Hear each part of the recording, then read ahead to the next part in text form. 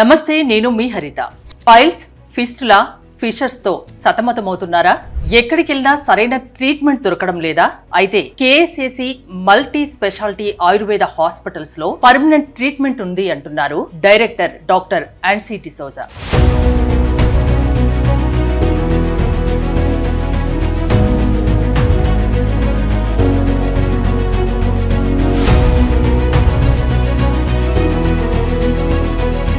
నమస్తే మ్యామ్. నమస్కారం.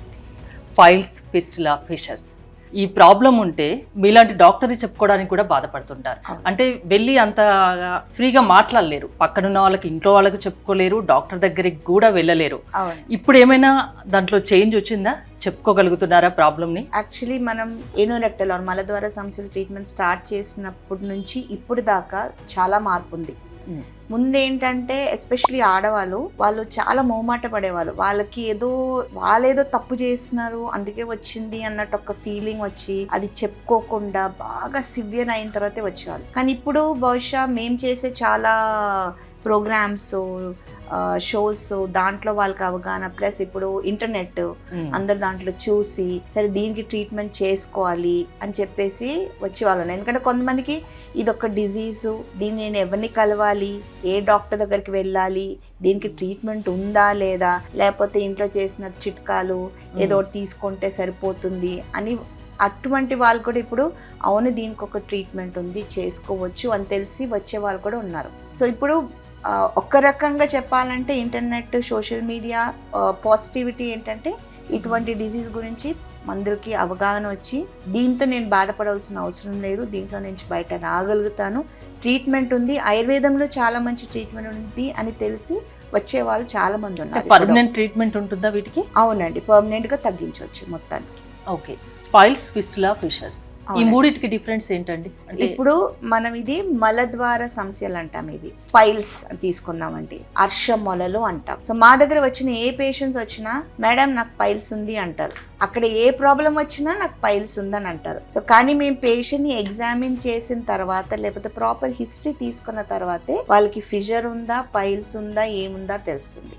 So piles అంటే ఏంటి? పైల్స్ అంటే మాంసం పెరగడం. సో మామూలుగా ఏమవుతుంది, అది బయట ఉండొచ్చు, ఎక్స్టర్నల్ పైల్స్ అంటాం, లేకపోతే మలద్వారం లోపల ఉండొచ్చు, ఇంటర్నల్ పైల్స్ అంటాం. సో ఎక్స్టర్నల్ పైల్స్ ఎట్లా అంటే మామూలుగా వాళ్ళకి అక్కడ బాగా మలబద్ధకం వచ్చి బాగా ప్రెషర్తో వెళ్ళి కట్ అయిపోయి చాలా రోజుల నుంచి అట్లా బాధినప్పుడు ఇట్లా మాంసం అనేది సాగుతూ వస్తుంది అనమాట ఆ ప్రెషర్ వల్ల. సో వాళ్ళు కడుక్కునేటప్పుడు వాళ్ళ చేతికి తగలడము అట్లా ఉంటుంది. ఇంటర్నల్ పైల్స్ వచ్చేసి మామూలుగా అది గ్రేడ్స్లో ఉంటుంది, grade 1, grade 2, grade 3, grade 4. So grade 1లో ఉన్నప్పుడు వాళ్ళకి ప్రాబ్లం తెలియదు. కొంతమందికి ఏంటంటే బ్లీడింగ్ ఉండొచ్చు, మోషన్కి వెళ్ళేటప్పుడు బ్లీడింగ్ వస్తుంది, లేదు అంటే ఏ రకమైన సిమ్టమ్స్ ఉండదు, వేరే ప్రాబ్లంకి డాక్టర్ దగ్గరికి వెళ్తే డాక్టర్ ఎగ్జామిన్ చేసినప్పుడు వచ్చే గ్రేడ్ 1 పైల్స్ ఉంది అని చెప్పేసి తెలుస్తుంది. గ్రేడ్ 2 వచ్చేసరికి ఏమవుతుందంటే అది మోషన్కి వెళ్ళేటప్పుడు బయటకు వస్తుంది, అదే లోపలికి వెళ్ళిపోతుంది, అంటే దాని సైజ్ పెద్దగా అయిపోయి సాగడం మొదలుపెట్టింది అనమాట. అది కూడా మనం నెగ్లెక్ట్ చేసినప్పుడు గ్రేడ్ 3కి వెళ్తుంది. సో గ్రేడ్ 3కి వెళ్ళినప్పుడు ఏమవుతుందంటే మోషన్తో బయటకు వస్తుంది, లోపలికి వెళ్ళదు, ఫింగర్తో పుష్ చేస్తే వెళ్తుంది, లేదంటే బయటే ఉంటుంది. గ్రేడ్ 4 అది కొంచెం క్రిటికల్ అనమాట, అది బయటకు వస్తుంది, లోపలికి పోదు, మనం పుష్ చేస్తే కూడా పోదు, మన ఏనస్ ఏదైతే ఉందో అది బాగా టైట్ అయిపోయి దానికి బ్లడ్ సప్లై కట్ అయిపోయి అది చాలా స్వెల్లింగ్ ఇది అయిపోయి ఇమీడియట్ సర్జరీ చేయవలసిన ఒక సిట్యువేషన్ అనమాట. సో ఇది ఇంటర్నల్ పైల్స్ లేకపోతే అర్షమొలలు, లోపల ఉన్న అర్షమొలలు, ఎక్స్టర్నల్ పైల్స్ అనేది బయట ఉన్న అర్షమొలలు అనమాట. సో ఏ రకమైన అర్షమొలలు ఉంటే కూడా దాన్ని సరైన ట్రీట్మెంట్ చేయడం అవసరం. నెక్స్ట్ ఏంటంటే fissure in ano. So fissure in ano అంటే కట్ అనమాట. సో మనకి మోషన్ సరిగా పోవట్లేదు, మలబద్ధకం ఉంది, గట్టిగా పోతుంది, అప్పుడు ఏమవుతుంది, మన మలద్వారం దగ్గర సున్నితమైన ఒక లైనింగ్ అనమాట, సో అది కోసుకుపోతుంది. సో ఒక్కసారి 2 సార్లు అయినప్పుడు మన బాడీ అదే సొంతంగా దాన్ని హీల్ చేస్తుంది, అది ఏం ప్రాబ్లం లేదు, కొంచెం నొప్పి ఉంటుంది మళ్ళీ తగ్గిపోతుంది, మళ్ళీ కొన్ని రోజుల తర్వాత అవ్వదు. కానీ ఆ మలబద్ధకం అనేది కంటిన్యూస్గా ఉందనుకోండి, ఒక్కసారి మలబద్ధకం వచ్చి మనం నెగ్లెక్ట్ చేసాం, ఆ ఫోన్లే ఏం కాదని చెప్పేసి వదిలేసి కంటిన్యూస్గా చాలా రోజుల నుంచి లేకపోతే నెలల నుంచి మనకి ఆ మలబద్ధకం ఉన్నప్పుడు ఏమవుతుంది, ఇది ఎక్కడైతే కట్ అయిందో దానిపైనే మళ్ళీ రాసుకుపోతుంది మోషన్ వెళ్ళినప్పుడు. సో ఏమవుతుంది, ఆ కట్ అనేది డీప్గా అయిపోయి ఫిషర్ ఇన్ యానో వస్తుంది. ఎందుకంటే స్టార్టింగ్లో మన బాడీ దాన్ని సొంతంగా హీల్ చేయడానికి ట్రై చేస్తుంది, కానీ రిపీటెడ్గా మోషన్ గట్టిగా పోయిందనుకోండి ఆ హీలింగ్ అవ్వదు. హీలింగ్ అవ్వక పుండులాగా అయిపోయి పెద్దగా అయిపోయి విపరీతమైన నొప్పి, బ్లీడింగ్ ఇవన్నీ అవుతుంది. నెక్స్ట్ ఏంటంటే ఫిస్టులా. సో ఫిస్టులా ఏంటంటే ఫిజర్ వచ్చి నెగ్లెక్ట్ చేసి దాంట్లో నుంచి కూడా ఫిస్టులా రావచ్చు, లేదు అంటే లోపల ఏదైనా ఇంజరీ అయిపోయి అక్కడి నుంచి కూడా ఫిస్టులా అనేది డెవలప్ అవ్వచ్చు. సో ఫిస్టులా అంటే ఏం కాదు, లోపల నుంచి బయటికి కనెక్షన్ అన్నమాట. సో దాన్ని ఇంటర్నల్ ఓపెనింగ్, ఎక్స్టర్నల్ ఓపెనింగ్ అంటాం. సో ఇంటర్నల్ ఓపెనింగ్ అనేది మలద్వారం లోపల ఎక్కడైనా ఉంటుంది, ఎక్స్టర్నల్ ఓపెనింగ్ బయట ఎక్కడికైనా వస్తుంది అనమాట.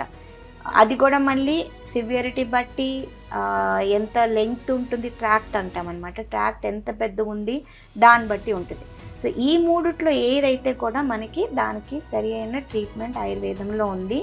మోస్ట్ ఇంపార్టెంట్ ఏ రకమైన సైడ్ ఎఫెక్ట్స్ లేకుండా.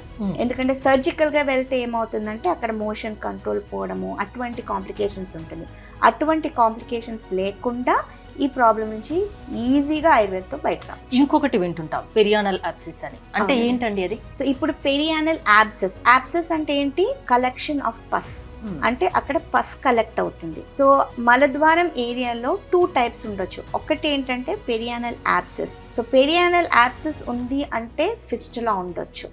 సో ఏమవుతుందంటే లోపల నుంచి ఆ ఓపెనింగ్ ఓపెన్ అయ్యి మన మామూలుగా మన మోషన్స్లో నార్మల్ ఫ్లోరా ఫోనా అంటాం, నార్మల్ బ్యాక్టీరియా ఉంటుంది, అది అవసరం మనకి. కానీ ఇక్కడ ఏదైనా కట్ అయిపోయినప్పుడు ఈ బ్యాక్టీరియా అనేది దాంట్లో పోతే, నార్మల్ టిష్యూలోకి పోతే ఇన్ఫెక్షన్ క్రియేట్ చేస్తుంది. ఇన్ఫెక్షన్ క్రియేట్ చేసినప్పుడు ఏమవుతుంది, అదొక ఏదైనా ఒక పాత్ ట్రై చేస్తుంది ఇంకా స్ప్రెడ్ అవ్వడానికి.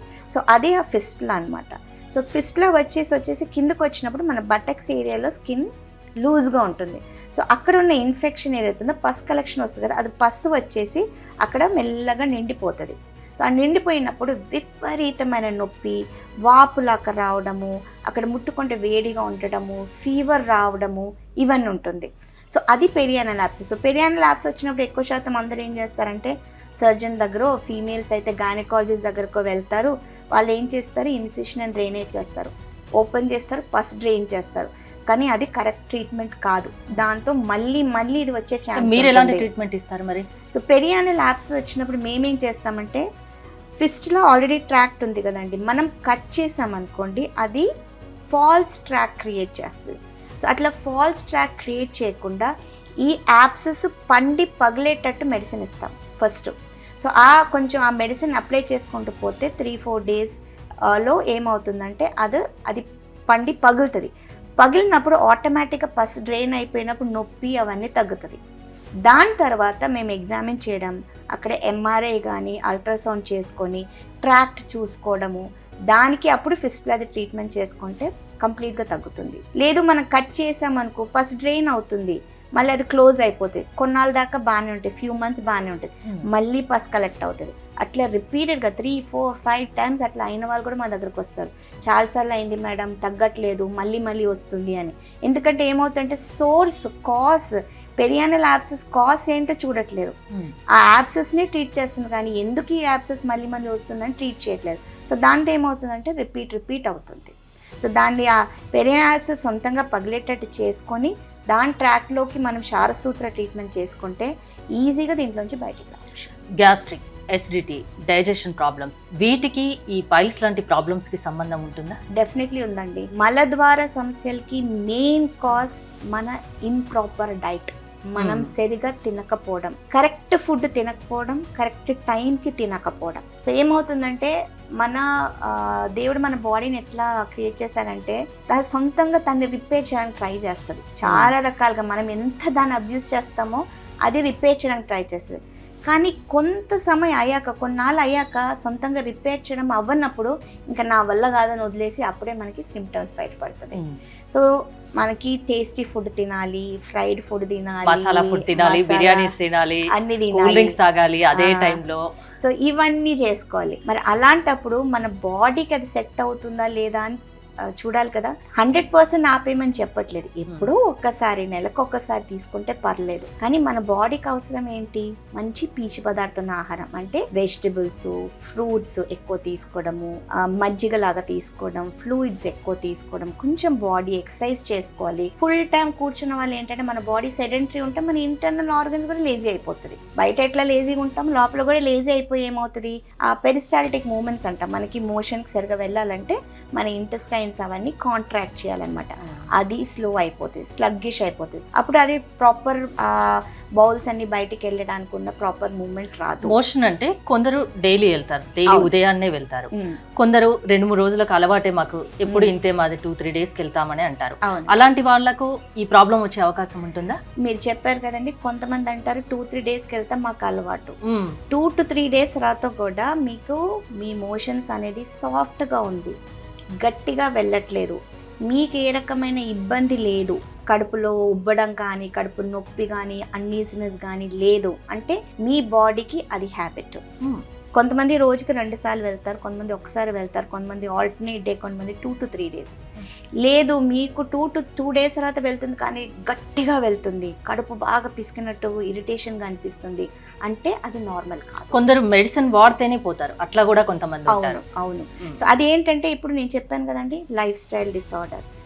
మనము డైట్లో మార్పులు తీసుకురావంటే చాలామంది పేషెంట్స్కి, అమ్మ తినాలా, వెజిటబుల్స్ తినాలా, ఫ్రూట్స్ తినాలా మేడం, ట్యాబ్లెట్ ఇవ్వండి, మందులు ఇవ్వండి అంటారు.